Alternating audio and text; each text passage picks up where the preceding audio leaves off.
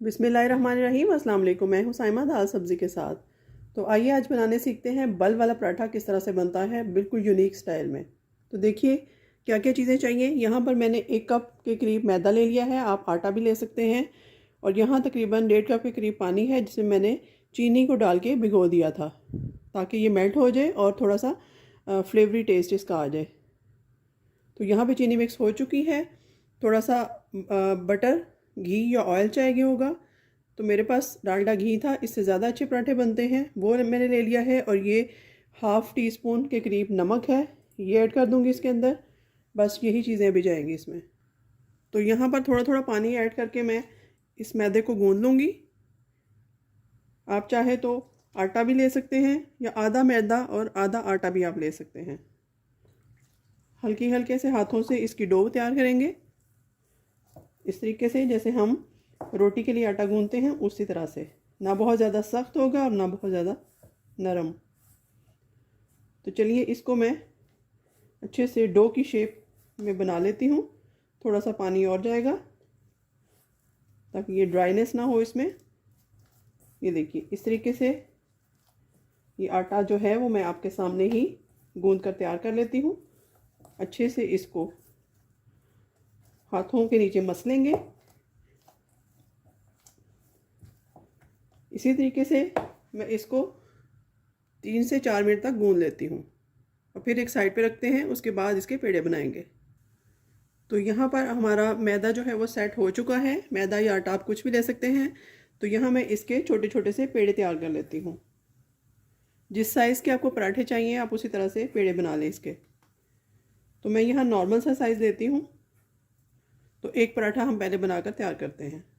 इसको साइड पे कर देते हैं ताकि स्पेस बन जाए। और अब देखिएगा किस तरह से मैं रफली इसको गोल करती हूँ। और फिर अगर आप चाहें तो आप इस तरह से एक दफ़ा सही पेड़ा भी इसका बना के तैयार कर सकते हैं। तो चलिए हम बिल्कुल नीट पेड़ा ही बना लेते हैं। ये देखिए इस तरीके से। अब इसको मैं शेप दूंगी रोटी वाली और इसको बड़ा कर लेते हैं हम। बाकी चीज़ें हटा देते हैं।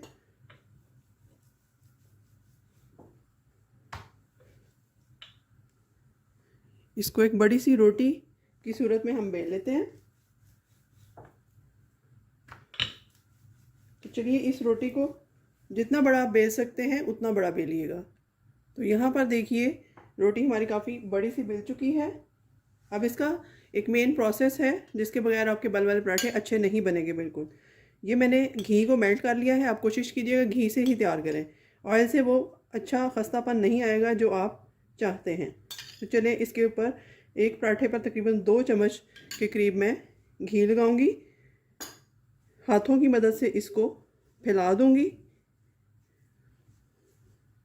इस तरीके से। इसके ऊपर थोड़ा थोड़ा सूखा आटा डस्ट करेंगे ताकि इसकी लेयर्स अच्छी सी आ जाए। ये देखिए इस तरह से। तो अब चाहें तो हम हाथ से रोल करते जाते हैं इस तरह से। और अगर आप ज़्यादा फाइन बनाना चाहते हैं तो आप इसकी लेयर्स काट लें इस तरह से। तो मैं इसकी सारी लेयर्स की कटिंग कर लेती हूँ इस तरीके से। और फिर मैं आपको दिखाती हूँ फाइनल क्या करना है। तो यहाँ पर आप देख सकते हैं कि मैंने ये जो साइड्स हैं इनको कट नहीं किया है। इधर से भी साइड छोड़ दी है और इधर से भी साइड छोड़ दी है। दरमियान में इसकी लाइंस लगा ली हैं छुरी की मदद से। तो अब हम इनको इकट्ठा करते हैं इस तरीके से। ये देखिए हल्के हाथों से बहुत सॉफ्टली ये हो रहा है, कोई प्रॉब्लम की बात नहीं है। इस तरीके से इसको इकट्ठा कर लिया लेयर्स को। फिर इसको बल दिए इस तरीके से। जितने ज़्यादा आप बल देंगे उतना ही आपका पराठा जो है वो अच्छा बनेगा। इस तरीके से ये देखिए इस तरीके से, फिर इस तरह से, इस तरह से। ये देखिए अगर मेरा कैमरा आपको दिखा सके तो आप देख सकते हैं कि कितने अच्छे बल इसमें आए हैं पराठे में। तो इसी तरह से इसको हमने बनाना है पेड़े को। उसके बाद नेक्स्ट देखते हैं कि तवे को गर्म कर लेते हैं। उसके बाद इसका फाइनल प्रोसेस है। तो यहाँ पर देखिए पेड़ा हमारा तैयार है। सेट भी हो चुका है। इसको अब फिर से हम रोटी की शेप में बना लेते हैं। हल्के हाथों से इसको हम बेल लेते हैं इस तरह से।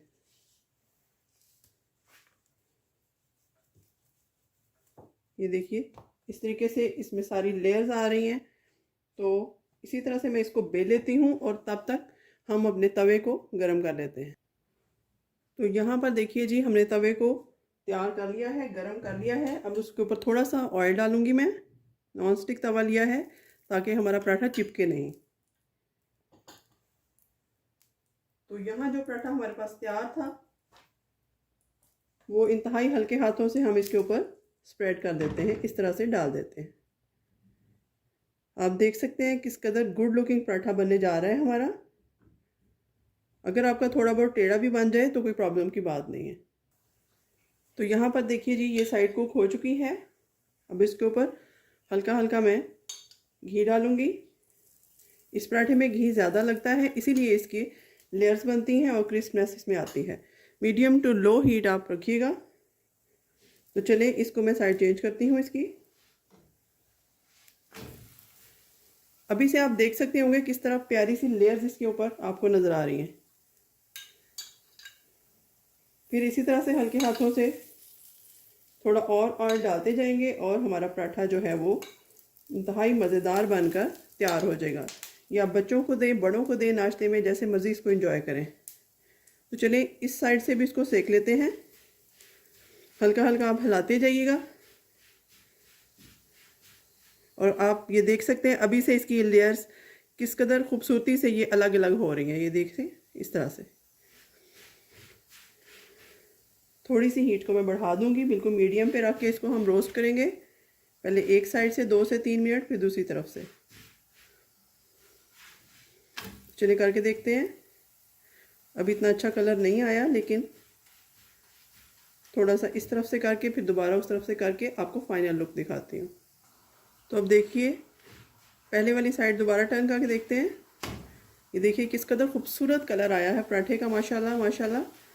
तो इसी तरह से इसको दूसरी साइड भी रोस्ट करके मैं इसको तोड़ के आपको पूरा दिखाऊंगी ताकि आपको पता चल सके कि लेयर्स कहते किसको। तो देखिए माशाल्लाह माशाल्लाह हमारा पराठा किस कदर क्रिस्पी और मज़ेदार बनकर तैयार है। ये देखिए आप देख सकते होंगे कि मेरे हाथ लगाने से ही इसकी जो लेयर्स हैं वो टूटना स्टार्ट हो गई हैं। मैं आपको दिखाऊँ अगर, ये देखिएगा कैमरा अगर आपको क्लोज दिखा सके, बिल्कुल पूड़ी जैसा पराठा हमारा तैयार हुआ है। तो मैं आपको इसको पूरा तोड़ के दिखाती हूँ कि लेयर्स किस तरह से बनती हैं। ये देखिए, ये देख सकते हैं अगर आप, ये सारी इसकी लेयर्स हैं और बिल्कुल पूड़ी जैसी क्रिस्पनेस है और बहुत हल्का फुल्का और मज़ेदार सा पराठा बनकर तैयार है। तो आप देख सकते हैं इसकी लेयर्स। फिर से मैं आपको अगर दिखाऊं ताकि आप इसको ज़रूर ट्राई करें और मुझे अपनी दुआओं में याद रखें। तो चलिए मिलते हैं किसी नई और अच्छी रेसिपी के साथ। तब तक के लिए अल्लाह हाफ़िज़।